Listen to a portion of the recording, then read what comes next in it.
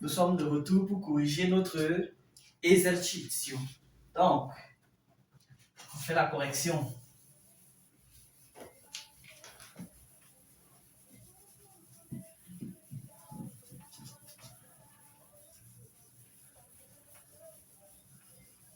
On va être simple et bref, selon la consigne. Attention, je tiens à attirer l'attention. Mi raccomando, comme on dit en italien, mi raccomando.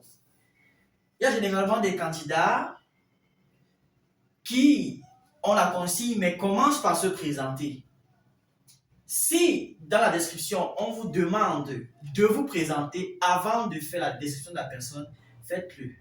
Mais si on ne vous demande pas de vous présenter, évitez de le faire parce que beaucoup font ça et se retrouvent éliminés devant sans comprendre pourquoi. Attention, on va droit au but. On a dit descrivere una persona della tua scelta. Bon, je vais dire come si chiama? Je dis si chiama Giorgio. Si chiama Giorgio. Si chiama Giorgio. È il mio migliore amico. È il mio migliore amico. Elle a donné son nom et la personne qu'elle choisit. Mon meilleur ami. Il s'appelle Giorgio. Il est mon meilleur ami.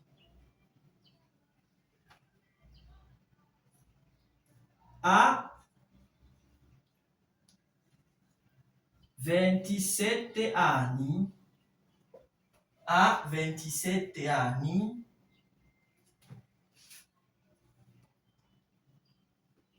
Ha 27 anni.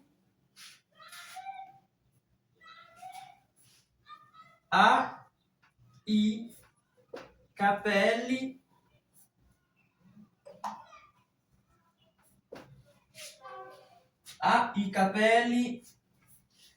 neri e corti.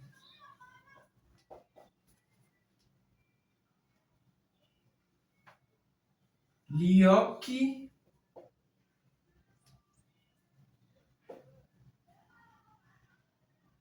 neri e piccoli. Il a les yeux noirs et petits. Piccoli, petits.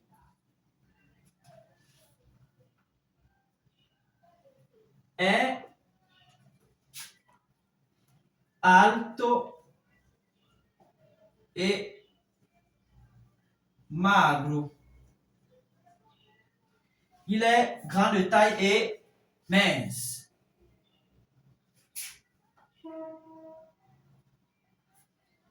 È un uomo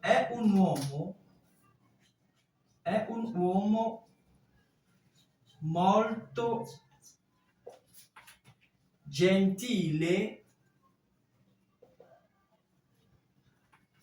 che sorride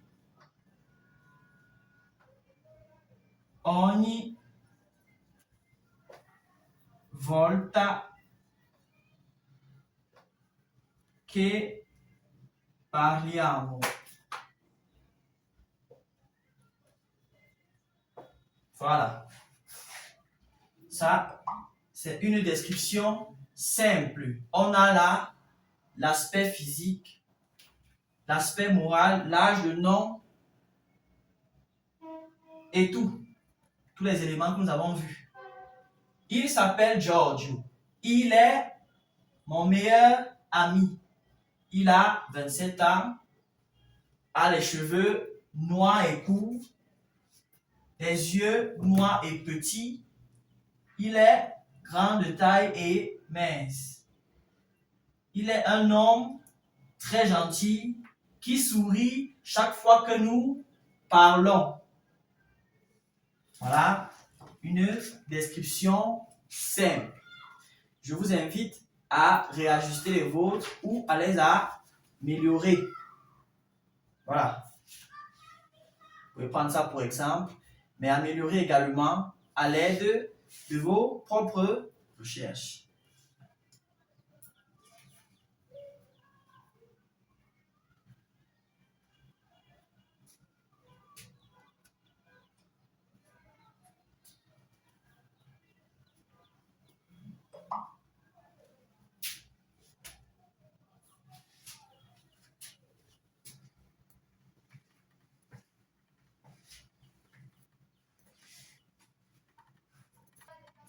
Ok, là on a terminé notre partie concernant comment apprendre à décrire quelqu'un qu'on a pratiqué. C'est bien. Donc, nous allons continuer cette fois avec une activité de lecture pour introduire notre partie suivante. En fait, il s'agit d'une interview où on demande à un chanteur italien très célèbre ce qu'il aime faire pendant son temps libre. Et par la même occasion, nous, on va apprendre à parler du temps libre. Qu'est-ce qu'on fait pendant notre temps libre? Comment parler du temps libre en italien? Très bien. Donc, on va procéder à la lecture. Moi, je suis le journaliste et toi, tu es l'artiste. L'artiste en question s'appelle Eros Ramazzotti. Toi, tu es l'artiste, moi, je suis le journaliste. Je pose les questions, tu réponds. Vous aussi. Donc, caro Eros, sappiamo tutto sulla tua carriera, ma poco della tua vita privata. Per esempio, cosa fai nel tempo libero? Purtroppo, Ad alta voce. purtroppo non ho molto tempo libero e A dire la verità, a dire la verità, spesso sto a casa, ma quando posso gioco a calcio. Mhm. Come molti sanno, gioco ancora nella nazionale cantanti. Nazionale cantanti. Nazionale cantanti. Nazionale cantanti. Avvicinati per favore, rapproche-toi un peu. Prends la chaise d'à côté. Parce que là, on n'entend pas vraiment ta voix. Il faut aussi parler fort. Sì, ricominciamo. Ok. Caro, aspetta. Caro Eros, sappiamo tutto sulla tua carriera, ma poco della tua vita privata. Per esempio, cosa fai nel tempo libero? Purtroppo non ho tempo, non ho molto tempo. Non ho molto tempo libero. Non ho molto tempo libero. A dire la verità. A dire la verità. A dire la verità. Spesso sto a casa, ma quando posso gioco a calcio.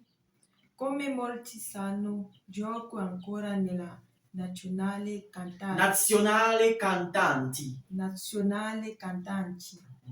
Inoltre, qualche volta esco con gli amici più intimi. Più intimi. Più intimi. E dove andate quando uscite? Ma a mangiare o a bere qualcosa. A mangiare o a bere qualcosa. Quando invece non ho voglia di uscire. Sono gli amici che vengono da me.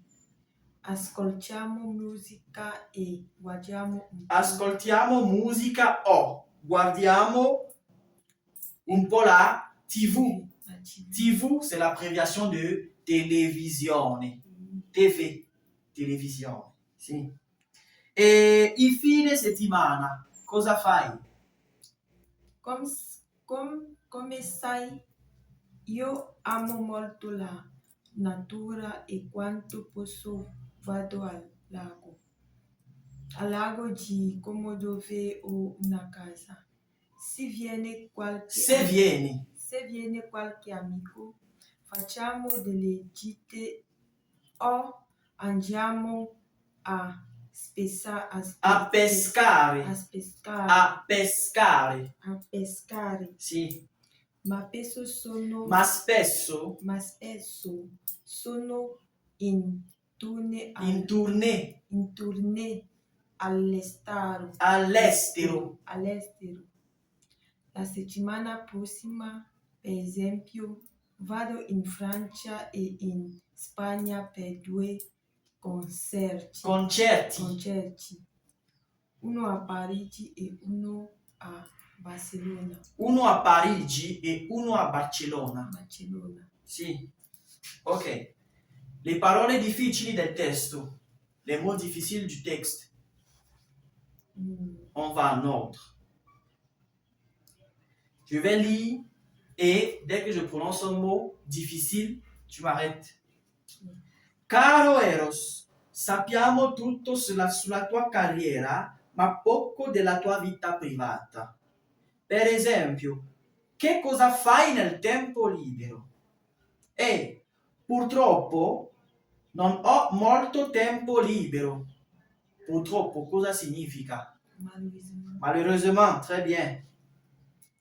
A dire la verità, spesso sto a casa, ma quando posso gioco a calcio.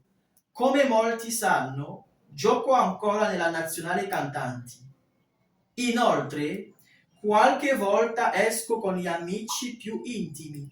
Cosa significa inoltre? Inoltre, anche tanto.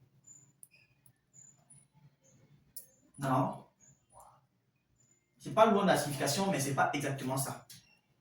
En outre, par ailleurs, en plus. C'est un connecteur logique. Oui, c'est un connecteur logique. Donc, e dove andate quando uscite? E où allez-vous quand vous sortez? Ma a mangiare o a bere qualcosa? Quando invece non ho voglia di uscire, sono gli amici che vengono da me.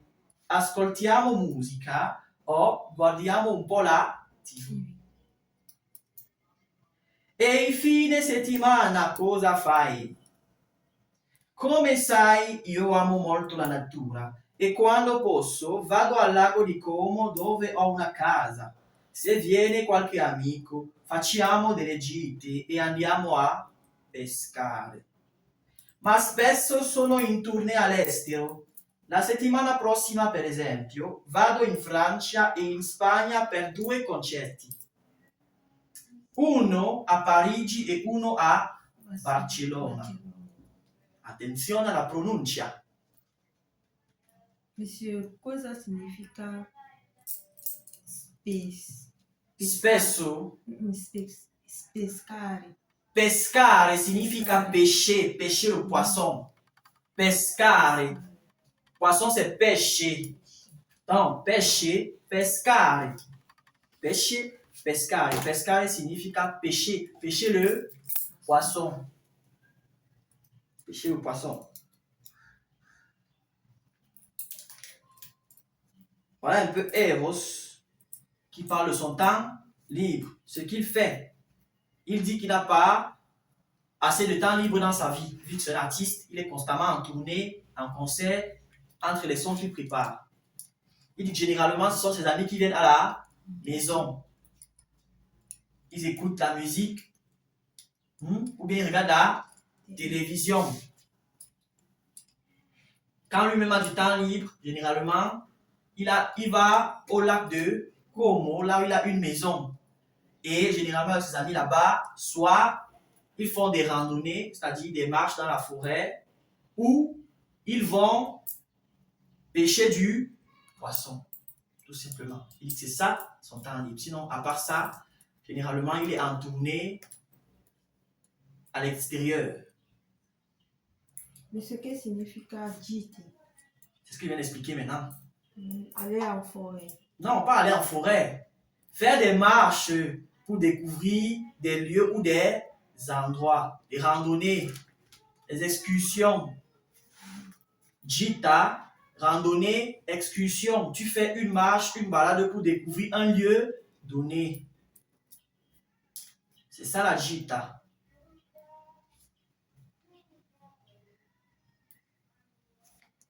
Ok. Vous avez vu un peu comment quelqu'un parle de son temps libre. C'est ce que vous aussi vous devez faire.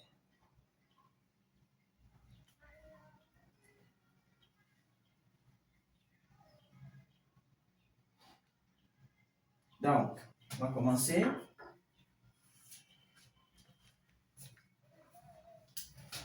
Prima di tutto devo cancellare la lavagna.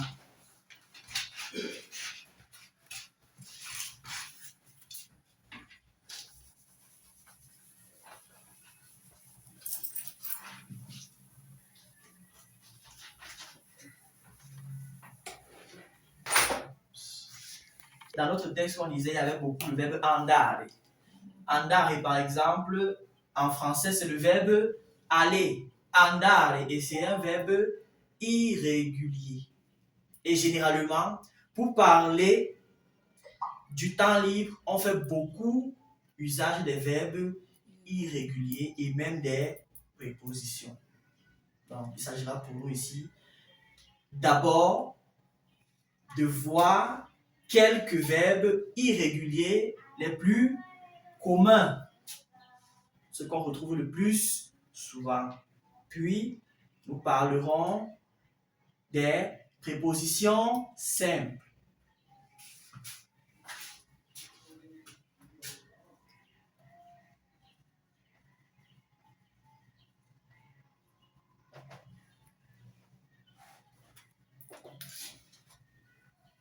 Il presente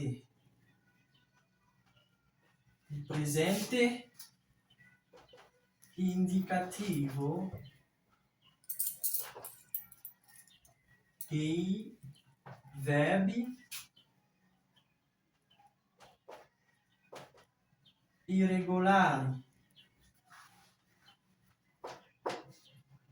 Le présent de l'indicatif des verbes irréguliers.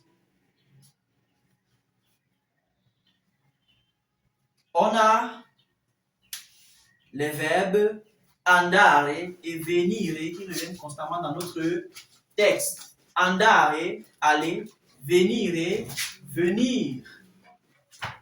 On va commencer par eux. Donc, andare.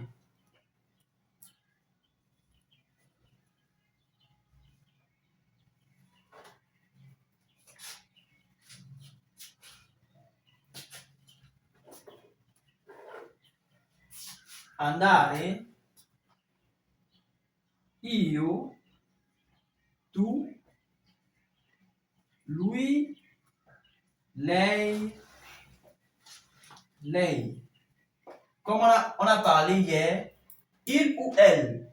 Ce lei qui s'écrit avec la lettre L en majuscule, c'est vous, où vous voyez quelqu'un. Parce que là, en italien, vous, lorsqu'on vous voit une personne, ça se conjugue à la troisième personne du singulier.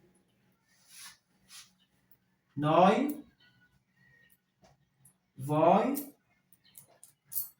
loro et loro. Donc, le loro aussi, qui s'écrit avec L majuscule, c'est le pluriel de celui-ci. On commence. Io vado. Io vado. Tu vai. Lui, lei va. Noi andiamo. Voi andate. Loro vanno. Donc, voici. voyez, toute l'irrégularité, on parle de andare et avado à la première personne. C'est ça qui marque l'irrégularité. Io vado, je vais. Tu vai, tu vas. Lui, lei va. Il ou elle va. Noi andiamo, nous allons. Voi andate, vous allez.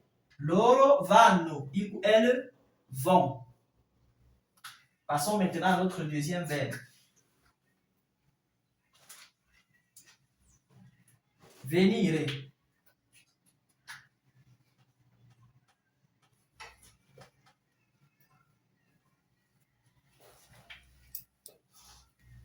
Io, tu, lui, lei, noi, voi, loro.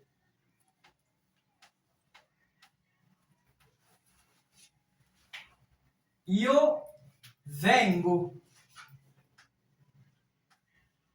Tu vieni. Lui, lei viene. Noi veniamo.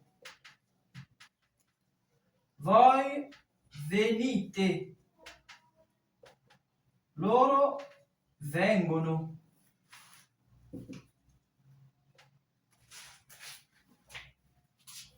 Voilà. Voyez l'irrégularité même à venir. Vengo, vieni. Non. Io vengo, je viens. Tu vieni, tu viens. Lui, lei viene, il ou elle vient. Noi veniamo, nous venons. Voi venite, vous venez. Loro vengono, ils ou elles viennent.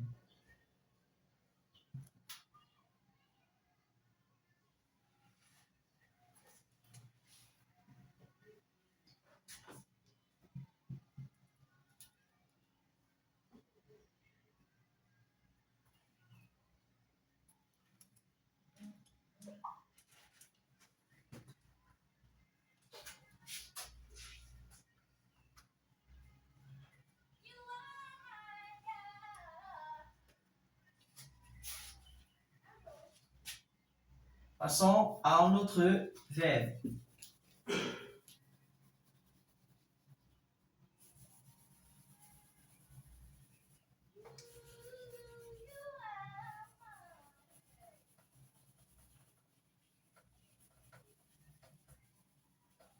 On va choisir les verbes les plus communs.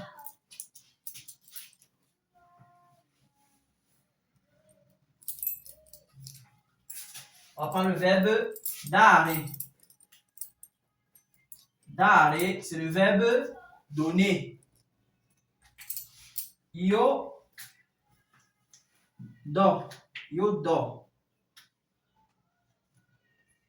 Io do. Tu dai. Lui, lei dà. Noi diamo. Voi date. Loro danno.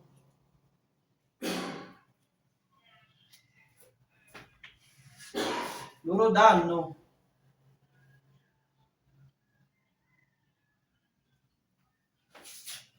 Là-bas aussi.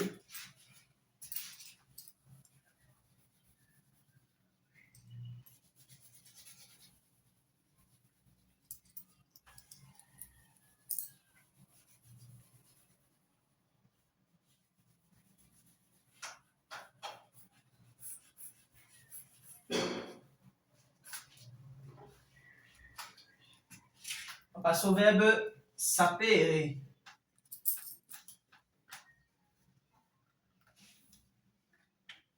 Io so.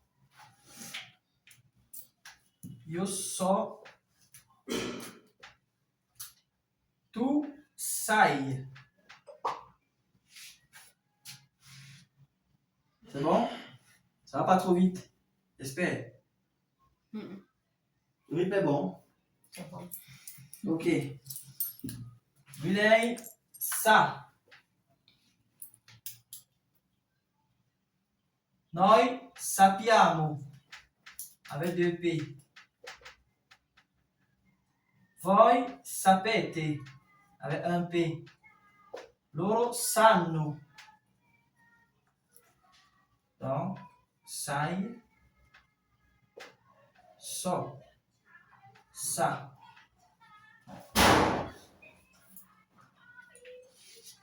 Sapere, c'est le verbe savoir. Je sais, tu sais, il ou elle sait, nous savons, vous savez, il ou elle savent. Passons au verbe dire, qui est le verbe dire.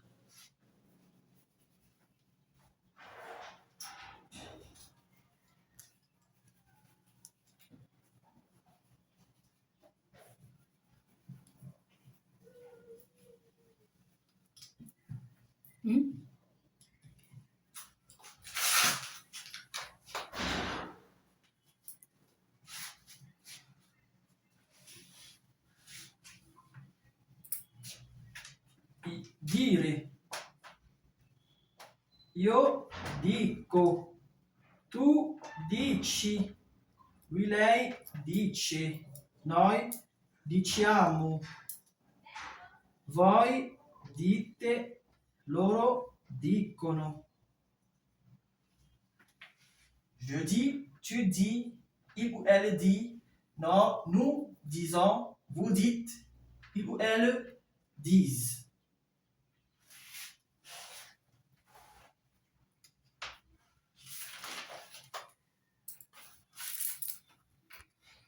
On va maintenant voir le verbe fare.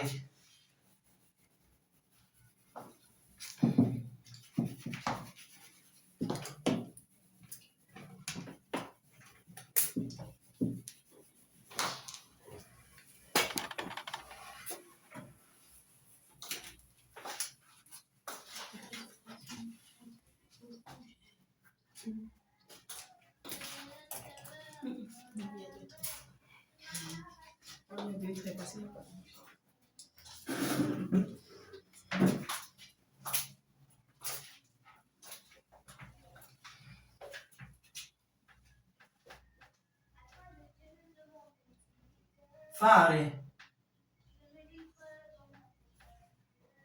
Fare, c'est le verbe faire. Io faccio. Io faccio. Tu fai. Lui, lei fa. Noi facciamo. Voi fate. Loro fanno. Je fais, tu fais, il fait, nous faisons, vous faites, il ou elle font. Là, ce sont les verbes les plus communs. Il y en a plusieurs aussi. Il y en a plusieurs, mais on va d'abord s'arrêter là pour cette fois. Là, ce sont les plus communs.